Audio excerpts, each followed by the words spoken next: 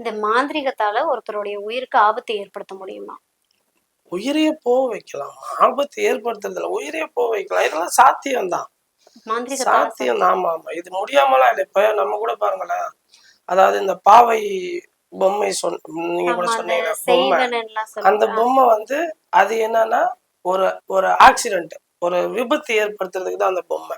இப்ப ஓகே. நம்ம அந்த பொம்மையை செஞ்சு அந்த பொம்மைக்கு வந்து உருவத்தை கொடுத்து ம். அந்த பொம்மையில வந்து சம்பந்தப்பட்ட நபரோட போட்டோ வச்சு அதை வந்து நம்ம பூஜை பண்ணுவோம். பூஜை பண்ணி நமக்கு அவங்களுக்கு வந்து கையில பிரச்சனை வரணும், கையில பிரச்சனை வந்தா கையை உடைச்சிருவோம்.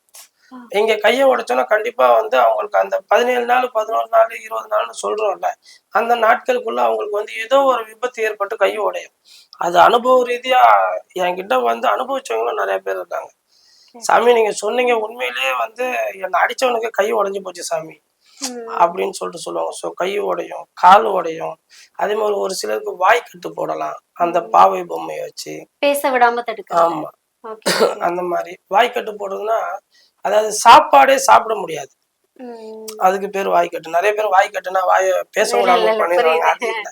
வாய்க்கட்டுன்னும் போது சாப்பிட முடியாது. ம். உணவு தான் ஒருத்தவங்களுக்கு முக்கியம். முக்கியம். ஸோ அந்த சாப்பாடு சாப்பிட முடியாம தடுத்துட்டோம்னாலே அவங்களால எதுவுமே பண்ண முடியாது. ம்.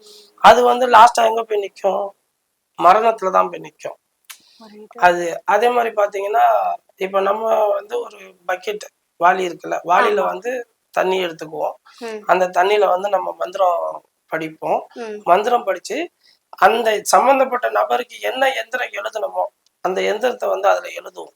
ஓகே. எழுதிட்டு அதுக்கு பூஜை பண்ணி திரும்பி வந்து சம்பந்தப்பட்ட நபரை வந்து அதுல வரைவோம். தண்ணியிலே. தண்ணிலேயே வரைஞ்சி அந்த தண்ணியில வந்து நம்ம வந்து ஒரு அருவாளோ கத்தியோ உள்ள வைப்போம். வச்சா அந்த தண்ணி வந்து ரத்தமா மாறும். தண்ணி ரத்தமா ஆமா, மாறுமா? ரத்த கலர்ல மாறும். அது மாறிடுச்சுன்னா நம்ம செஞ்ச பூஜை இன்னைக்கு அவங்களுக்கு பலிக்க போகுதுன்னு அர்த்தம்.